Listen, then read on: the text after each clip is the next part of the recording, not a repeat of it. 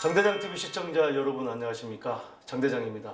긴급 속보를 알려드리겠습니다. 속보면 답게 대한민국 부동산에 관련된 정보를 제일 빠르게 전달해 드리고 있습니다. 속보면 장대장입니다. 자, 오늘은 주택공급, 새로운 국토교통부 장관이 변창흠 국토교통부 장관이 3종 세트를 내놓겠다고 했는데 바로 구정 전에 선물 세트라고 하는데 거기 안에도 뻥카가 들어있을지 진카가 들어있을지 그건 이제 봐야 될 것 같지만 그 중에 하나인 바로 역세권 개발, 그 3종 세트가 뭐였죠? 역세권 개발과 중공업 지역 개발 그리고 저층 주거단지 개발, 이 3종 세트인데 그 중에 하나인 바로 역세권 개발에 대한 시행령 개정을 했다. 이제는 판은 깔아졌다. 그렇다면 이제 구체적으로 어떻게 될 것인지 거기에 대한 부분을 살펴보고 향후에 부동산의 투자 매매 관점에서 어떻게 봐야 될지 그 부분까지 한번 살펴보도록 하겠습니다. 국토계획법 시행령 개정안 국무회의 통과 1월 19일 화요일. 자, 역세권 복합 용도 개발 지구단위 계획제도 개선. 현재 국토계획법상 지구단위 계획 중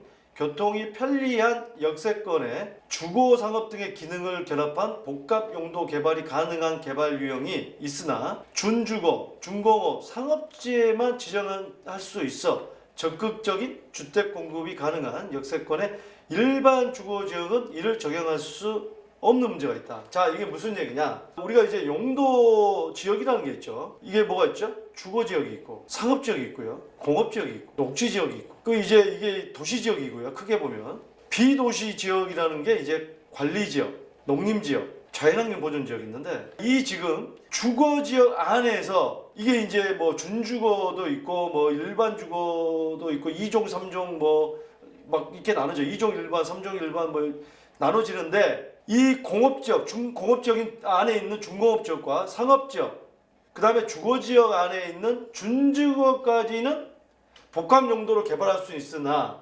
일반 주거지역은 이를 적용할 수 없는 문제가 있다는 게 바로 국토계획법상의 지구단위 계획인데 이걸 시행령을 개선하겠다는 겁니다. 자, 그러면 어떻습니까? 우리가 대부분 보면 2종 일반 주거지역, 3종 일반 주거지역 이런 지역들이 바로 그 역세권의 조금 안쪽에 들어오면 어떤 역세권은 대로변에도 3종도 있고요. 자, 그렇기 때문에 요거를 시행령을 개선을 하겠다는 겁니다.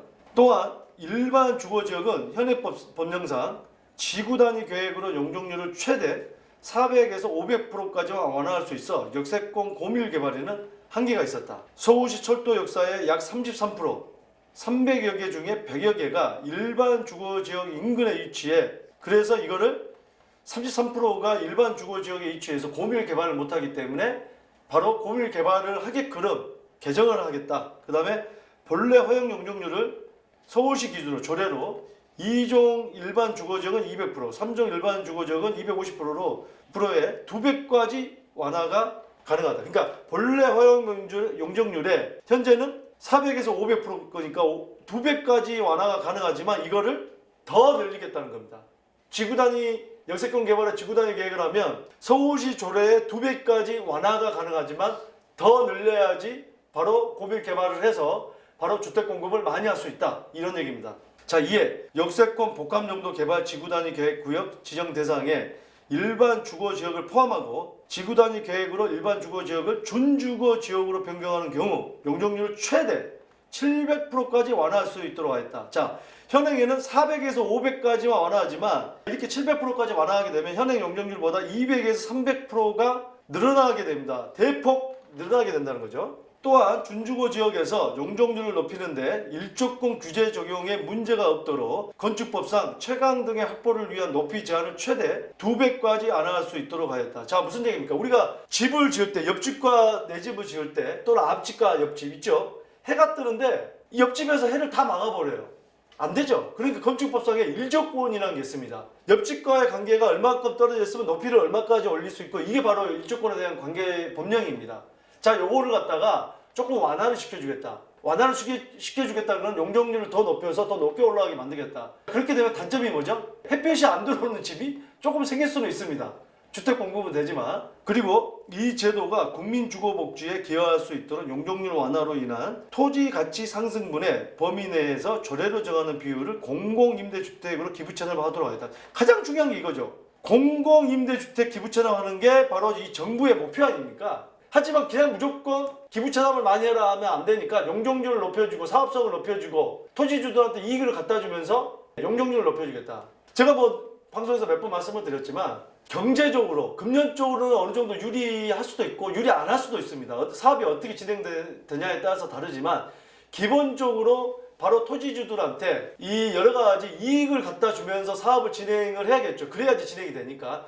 그렇다고 한다는 전제하에 토지주들이 지금보다는 이익이 더 간다는 전제하에 뭐가 있죠? 일반 주택도 늘어나고 임대주택도 늘어나기 때문에 주거의 쾌적성은 아무래도 떨어질 수밖에 없죠. 또 주변의 교통 문제라든지 이런 문제도 해결해야 될 문제가 될 수가 있습니다. 이제 이 제도는 시행령 개정안 공포한 날로부터 3개월 이후 시행되며 시행 전까지 서울시 등 지자체는 시행령에서 조례로 위임한 사항을 조례에 반영한 뒤 본격 시행될 예정이다. 자, 그러면은 3개월 이후 4월달에 뭐가 있죠? 예, 서울시장 선거가 있습니다. 서울시는 서울시 조례를 가지고 여러 가지 또 할 수도 있지만 서울시장이 어떤 주택 공급 이 부동산에 대한 정책에 대한 마인드를 가지고 있느냐, 이게 이제 중요한데, 지금 여든 야든 서울시장 후보군들이 뭐 여든 야든 할 것 없이 무조건 개발을 많이 하겠다고 합니다. 선거철에 늘 볼 수 있는 부분이죠. 우리가 한번 꼼꼼히 정책에 대해서 살펴보고 실현 가능성이 있는지 살펴본 다음에 투표를 해야 될 것 같습니다. 역세권 복합용도 개발령 시행령, 기존의 용적률이 일반 주거지역의 200에서 250%, 기부 체납 시 용적률을 450%까지 늘릴 수 있는 것을 최대 700%까지 늘려주겠다. 일반 준주거지역을 준주거지역으로 상향 시 700%까지 허용을 해주겠다. 용적률을 대폭 허용하겠다. 그 대신에 기부 체납에 대한 부분 있겠죠. 일조권 규제, 높이 제한, 경계선과의 거리가 4배 이내. 무슨 얘기냐? 도로에서 10m 떨어졌다, 이 건축물이. 그러면은 이 거리에 4배까지 높이를 올릴 수 있지만 경계선과 거리에서 8배까지 올릴 수 있다. 예, 이게 이제 일조권이죠. 4배에서 8배, 2배가 올라가는 거죠. 예, 대신에 햇빛 안 들어오는 집은 좀 있습니다. 그래서 우리가 부장을 받을 때 층호 수를 잘 봐야 되는 부분이죠. 동과 동 사이의 거리에 2배 이내이지만 동과 동 사이에 4배. 지금은 동과 동 사이에 2배까지 높이를 올릴 수 있어요. 지금은 동과 동 사이에 4배까지 올릴 수 있다. 자, 역세권의 범위. 지하철 승강장에서 250m 이내, 청년주택은 350m 이내지만 지하철 승강장에서 500m 이내 가능할 것. 서울시 운영 기준 마련 중이다. 역세권 거리를 지금보다는 훨씬 250m에서 500m까지 2배로 늘려서 웬만한 지역이 역세권 거리 안에 들어와서 지구단위 계획을 만들어서, 지구단위 계획이 뭡니까? 이 범위 내에서는 지구단위 계획은 이런 뭐 건축물을 어느 정도 높이 제한, 또 미관을 어떻게 이거를 지켜주면 용적률에 인센티브를 주겠다, 이건데 이걸 갖다가 대폭 늘려서 어쨌든 간에 많이 짓도록 하겠다는 겁니다. 서울 지하철 307곳 중에 일반 주거지역이 100곳인데 용적률이 200%에서 최대 700%까지 가능해져서 엄청나게 용적률이 상향된다. 거기에 따른 사업성을 좋게 해서 토지주들한테 이득을 갖다 주는 대신에 기부 체납으로 임대주택을 많이 짓겠다.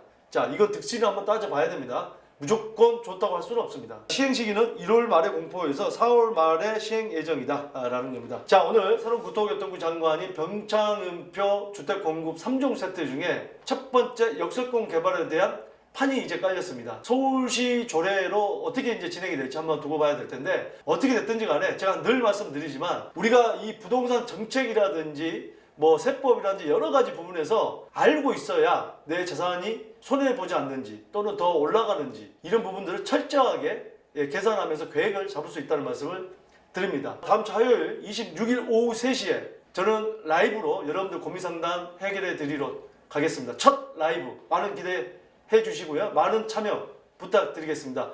많은 상담 들어오고 있습니다. 고민 해결되는 그날까지 장대장TV에서는 최선을 다하겠습니다. 감사합니다. 자, 둘 중에 시청자님께서는 어느 쪽에 더 끌리신가요? 그래도 이쪽이 조금 더 유리할 것으로 보여집니다.